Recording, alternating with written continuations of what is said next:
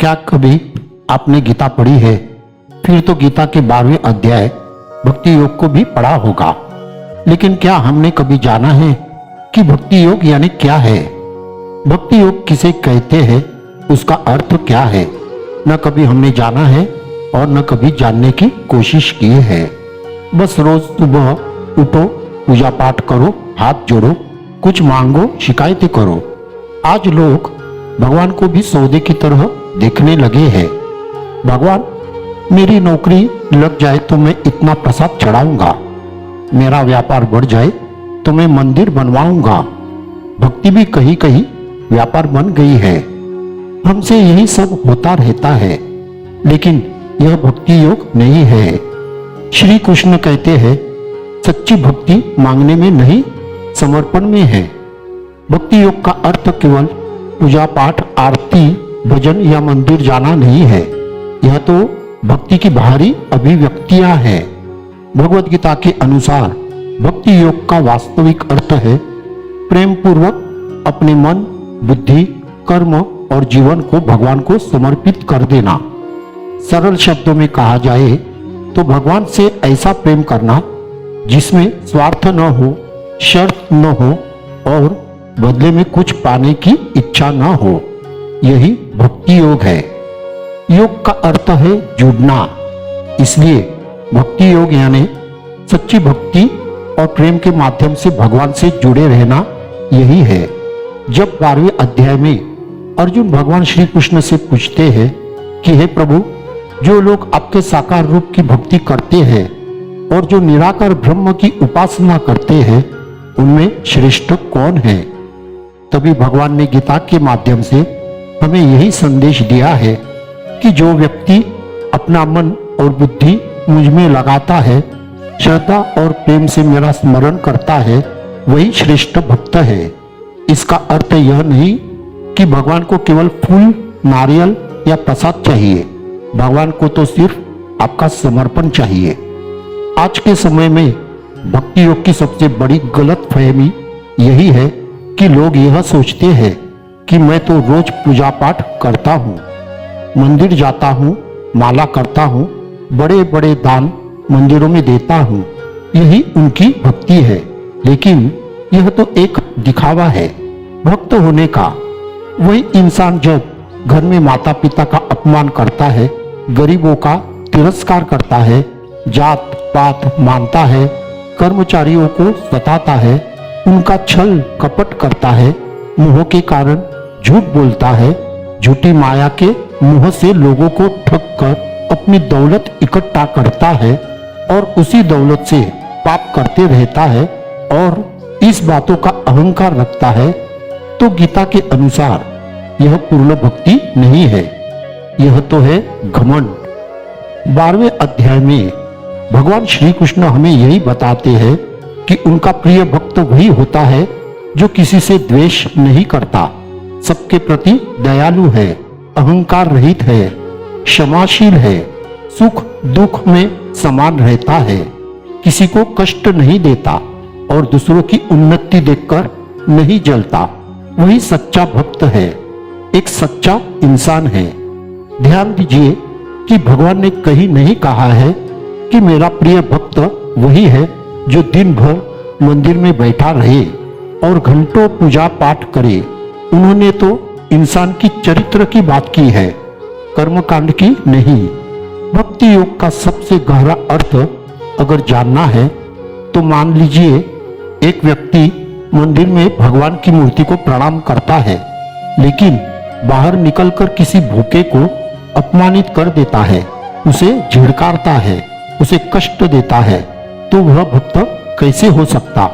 तो दूसरी ओर जो व्यक्ति मंदिर कम जाता है लेकिन हर व्यक्ति से प्रेम करता है, किसी से द्वेष नहीं करता, सबके प्रति दयालु और मित्रवत रहता है, अहंकार और घमंड से दूर रहता है, सुख दुख में समान रहता है, क्षमाशील और संतुष्ट रहता है, क्रोध, भय और चिंता पर नियंत्रण रखता है, गरीब की सहायता करता है, ईमानदारी से काम करता है, किसी का बुरा नहीं चाहता, किसी को कष्ट नहीं देता और स्वयं भी दूसरों से विचलित नहीं होता, ईश्वर पर पूर्ण विश्वास रखता है।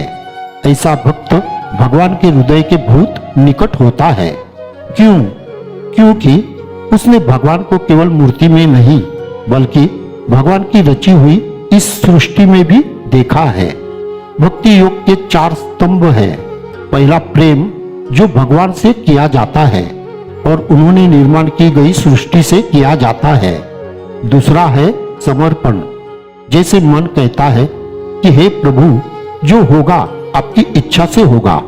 तीसरा है सेवा, जो निस्वार्थ भाव से दूसरों की सहायता करता है। और चौथा है स्मरण, जो सबसे महत्वपूर्ण है कि हर परिस्थिति में भगवान को याद रखना, दुख हो या फिर सुख हो, हर पल हर क्षण भगवान को याद करते रहना। नहीं तो हमारे साथ ऐसे होता है कि दुख में तो हम भगवान को याद करते हैं, लेकिन सुख में हमें सिर्फ सुख ही नजर आता है। सर्वोच्च भक्ति क्या है मालूम है? जब इंसान भगवान से कभी यह नहीं कहता है कि मुझे धन दो, मुझे सफलता दो, मेरी समस्या दूर करो, बल्कि केवल यही कहता है कि हे प्रभु, मुझे ऐसा बना दीजिए कि मैं आपकी इच्छा के अनुसार जीवन जी सकूं और मुझे उतना ही दीजिए जो मेरे लायक हो। यही से उच्चतम भक्ति शुरू होती है। इसलिए जानिए कि भगवान से प्रेम करना, उनके बनाए हर प्राणी से प्रेम करना, अहंकार छोड़कर अपने सभी कर्म उन्हें समर्पित करना, जब जीवन में दुख आए तब भी भगवान पर विश्वास रखना, जब सब कुछ अच्छा चल रहा हो तब भी भगवान को न भूलना और परिस्थिति में उन पर विश्वास रखना, यही भक्ति योग है। सच्ची भक्ति का यही अर्थ है कि प्रेम, करुणा, विनम्रता, निस्वार्थ कर्म और हर परिस्थिति में ईश्वर पर विश्वास रखना, किसी से द्वेष नहीं, सबके प्रति दयालु होना, क्षमा करना, सुख दुख में समान रहना, प्रशंसा और निंदा दोनों में शांत रहना, और सबसे महत्वपूर्ण है हर जीव में भगवान का अंश दिखना। यही है सच्ची भक्ति। जो व्यक्ति इन गुणों को अपने जीवन में अपनाता है, वह धीरे धीरे आंतरिक शांति और परमात्मा की कृपा का अनुभव करता है।